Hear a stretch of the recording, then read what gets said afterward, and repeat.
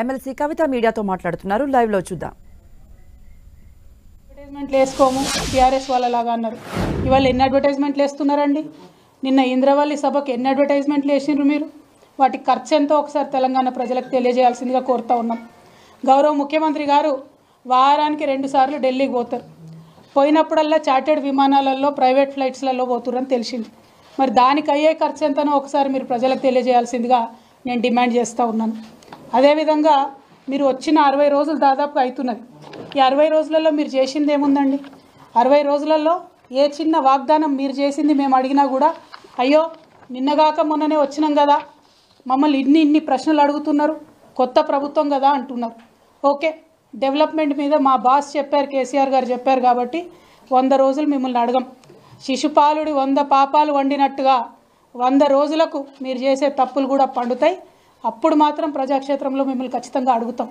కానీ ఈ 60 రోజులలోనే మీ యొక్క పొలిటికల్ వైఖరి ఏంటి, రాజకీయ పరంగా మీరు తీసుకుంటున్నటువంటి నిర్ణయాలు ఎట్లున్నాయి, తెలంగాణ ప్రజలకు ఎప్పటికప్పుడు చెప్పాల్సినటువంటి బాధ్యత ప్రతిపక్షంగా మా మీద ఉంది. కాబట్టి ఖచ్చితంగా కొన్ని అంశాలను ఇవాళ ప్రజల ముందు చెప్పదలుచుకున్నాం.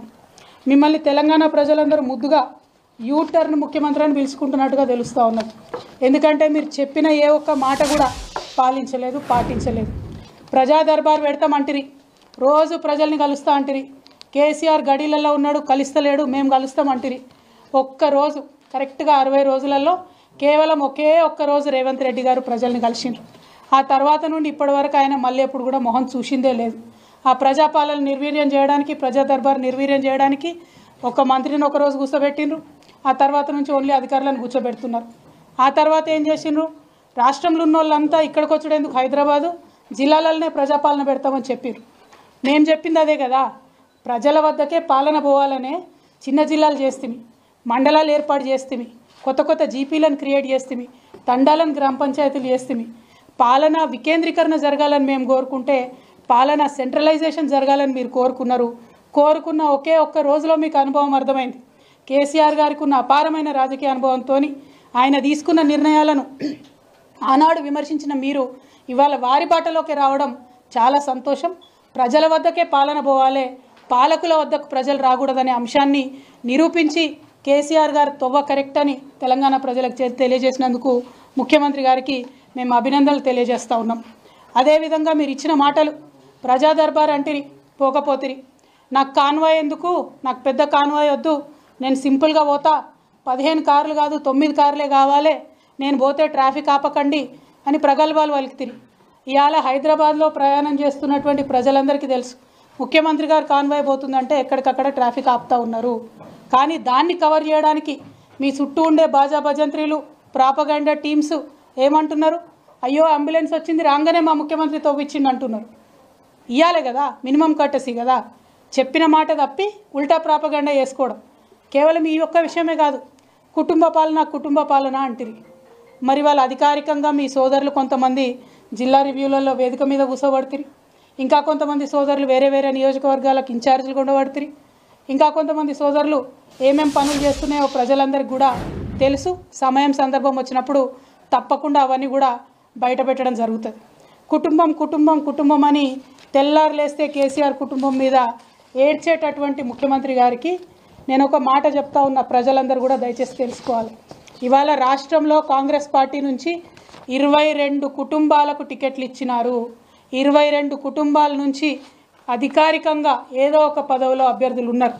గడ్డం వినోద్ గారు, గడ్డం వివేక్ గారు, కోమటిరెడ్డి వెంకటరెడ్డి గారు, కోమటిరెడ్డి రాజగోపాల్ రెడ్డి గారు, మైనంపల్లి రోహిత్ రావు గారు, మైనంపల్లి హనుమంతరావు గారు, ఉత్తమ్ కుమార్ రెడ్డి గారు, పద్మావతి రెడ్డి గారు, జువ్వాడి నరసింహరావు గారు, రత్నాకర్ రావు గారు కొడుకు, కూచాడి శ్రీహర్రావు గారు, రత్నాకర్ రావు గారి కుటుంబ సభ్యుడే, దుద్దిల్ల శ్రీధర్ బాబు గారు, మాజీ మంత్రి శ్రీపాదరావు గారి కొడుకు, ఒడితెల ప్రణవ్ గారు, తాత మాజీ ఎంపీ సింగాపురం రాజేశ్వరరావు గారు, దామోదర్ రాజనరసింహ గారు, తండ్రి మాజీ మంత్రి సి రాజనరసింహ గారు, అట్లానే చెరుకు శ్రీనివాసరెడ్డి గారు, ముత్యం రెడ్డి గారు కుమారుడు, పి విజయారెడ్డి గారు, పీజేఆర్ గారి బిడ్డ, అట్లనే కోట నీలిమ గారు, సనత్ నగర్ కాంగ్రెస్ జాతీయ నాయకుడు పవన్ ఖేడా భార్య. ఈమె మన రాష్ట్రంతో సంబంధం లేదు, ఏం లేదు, కానీ సడన్గా వచ్చిర్రు, పారాషూట్ టికెట్లు.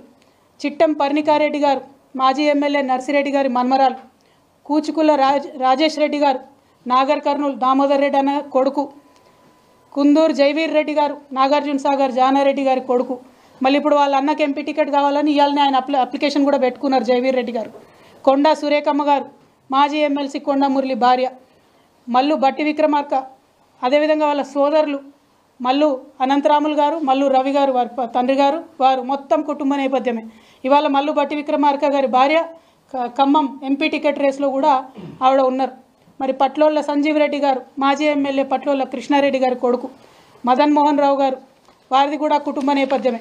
ఇట్లా ఒక్కొక్కటి చూసుకుంటూ పోతే ఇన్ని కుటుంబాలకు మీరు ప్రోద్బలం ఇస్తున్నారు, ఇన్ని కుటుంబాలకు మీరు పోటీ చేసే అవకాశం ఇచ్చిండ్రు, ఇన్ని కుటుంబాలను మీరు మోస్తున్నారు. మళ్ళీ ఇలా కోమటిరెడ్డి రాజగోపాల్ రెడ్డి గారు ఏమంటారు, మా అన్నకు మంత్రి పదవి ఉంటే ఏమవుతుంది, నాకు రాదా మంత్రి పదవి అంటారు. మీరు మా మీద మాట్లాడే అర్హత మీకుందా? మీరు మమ్మల్ని మాట్లాడితే కేసీఆర్ గారిని ఇంకా కూడా తిట్టడం తప్పితే ఏం పని చేస్తున్నారో ఒకసారి తెలంగాణ ప్రజలకు దయచేసి తెలియజేయాలని నేను కోరుతా ఉన్నాను. అదేవిధంగా రేవంత్ రెడ్డి గారు వైఖరి చూసుకుంటే ప్రమాణ స్వీకారం చేసిన రోజు జై సోనియమ్మ సోనియా గాంధీ కాలు మోకడం, జై తెలంగాణ అన్న మాట ఇంతవరకు రాలే. ఇంతవరకు జై తెలంగాణ అన్న మాట మన తెలంగాణ రాష్ట్ర ముఖ్యమంత్రి గారి నోటి నుండి రాలే. అమరవీరులకు ఇంతవరకు ఒక్కసారి నివాళులు అర్పించలే. అమరజ్యోతికి పోయేటటువంటి తీరిక కూడా కనీసం ఈ ముఖ్యమంత్రి గారికి లేరు. దయచేసి తెలంగాణ ప్రజలు ఒక్కసారి ఇటువంటి ముఖ్యమంత్రి కేసీఆర్ గారి మీద ఆరోపణ చేస్తూ ఉంటే ఆయన నీతి ఏంది, ఆయన నైజం ఏంది, ఆయన వైఖరి ఏంది, ఆయన యొక్క లక్ష్యం ఏంది, అల్టిమేట్గా ఒక్కసారి మీరు ఆలోచన చేయాలి. జై తెలంగాణ అనడానికి తీరికలేనటువంటి వ్యక్తి, అమరవీరులకు నివాళులర్పించడానికి తీరికలేనటువంటి వ్యక్తి ఆంధ్రజ్యోతి పత్రికాధిపతి ఇంటికి పోయి ముఖ్యమంత్రి హోదా మర్చిపోయి ఈయన వెయిట్ చేస్తాడు, ఆయన రాడు. మీరు తాకట్టు పెడుతున్నది తెలంగాణ ప్రజల యొక్క గౌరవం. మీరు ముఖ్యమంత్రి హోదాలో ఒక పత్రికాధిపతి ఇంటికి పోతే కనీసం మర్యాదగా ఒకరు వచ్చి మిమ్మల్ని రిసీవ్ చేసుకోవాలి. మాకు మీరు తెలంగాణ ముఖ్యమంత్రిగా ముఖ్యమంత్రి హోదాను తగ్గించడం తెలంగాణ ప్రజలుగా మేము బాధపడతా ఉన్నాం. డెఫినెట్గా మీ ప్రతి వైఖరి, మీ ప్రతి అడుగు, ప్రతి ఒక్క అంశం మీరు మమ్మల్ని ఎంత విమర్శ చేస్తూ ఉన్నారో ప్రజలు కూడా మిమ్మల్ని అంత గమనిస్తూ ఉంటారు. అయినా ఒక పని జరిగిపోయింది, ఎలక్షన్ రిజల్ట్ వచ్చింది, ఇవాళ మీరు అధికారంలో ఉన్నారు. మిమ్మల్ని సూటిగా ఒక ప్రశ్న అడుగుతూ ఉన్నాం. ఎస్, అసెంబ్లీలో పూలే విగ్రహం పెట్టాలని వాళ్ళు నేను డిమాండ్ చేస్తూ ఉన్నా. నేను 10 ఏళ్ళు బీఆర్ఎస్ ప్రభుత్వం ఉన్నప్పుడు మా ప్రభుత్వాన్ని ఎప్పుడు నేను అడగలేదు కాబట్టి వాళ్ళు పెట్టలేదు. ఇవాళ నేను మిమ్మల్ని అడుగుతూ ఉన్నా, సుత్తి లేకుండా సూటిగా ఒకటే జవాబు చెప్పండి. పూలే విగ్రహం అసెంబ్లీలో పెడతారా, పెట్టారా? Simple as that. మిగతా అంశాలు మీరు అభివృద్ధి గురించి మాట్లాడొద్దన్నారు కాబట్టి ఆ డెడ్లైన్లు చెప్తలేము. కానీ కొన్ని రాజకీయపరమైనటువంటి అంశాలు, బీసీ డిక్లరేషన్ వచ్చి మీరు మా కామారెడ్డిలో చేసినారు. ఆనాడు మీరేం మాట్లాడినరు? బీసీల జనగణన అధికారంలోకి వచ్చిన 6 నెలల్లో చేస్తామన్నారు. ఆల్రెడీ 2 నెలలు గడిచిపోయినాయి. ఇంతవరకు మీరు కనీసం ఆర్డర్ కూడా ఇవ్వలే. నా మాటనే జీవో అంటారు కదా, మరి నా మాటనే జీవో అంటే ఈ పాటికి పని ప్రారంభం అయి ఉండాలి. ఎందుకు అవ్వలేదు పని ప్రారంభం? బీసీలు అంటే గౌరవం లేదా? బీసీలకు 6 నెలల లోపల మీరు జనగణన చేపట్టకపోతే మీరు వాగ్దానం చేసినట్టు 42% రాజకీయంగా రిజర్వేషన్లు ఎట్లు ఇస్తారు? ఈసారి మిస్ అయితే మళ్ళా 5 ఏళ్ల పాటు బీసీలకు రాజ్యాధికారంలో వాటా ఎట్లా ఇస్తారు? మేము మిమ్మల్ని తొందర పెట్టడానికి, ఈ ఎజెండా ఇప్పుడే చేయమని అడగడానికి ఒకటే కారణం.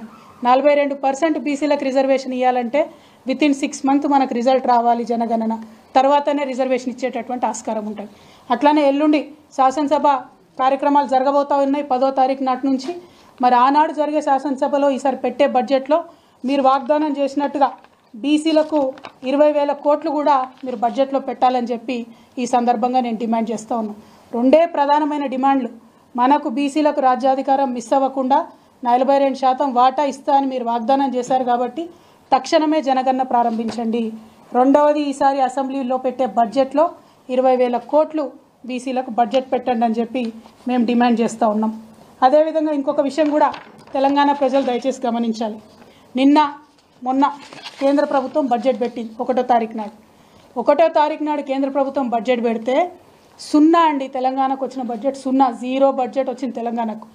తెలంగాణ రాష్ట్ర ముఖ్యమంత్రి గారు 2 రోజులైతున్నా కనీసం నోరు మెదిపి మా రాష్ట్రానికి ₹1 కేంద్రం ఇవ్వలేదని మాట్లాడడం లేదు. ఎందుకోసం మాట్లాడతలేరు? దేనికోసం?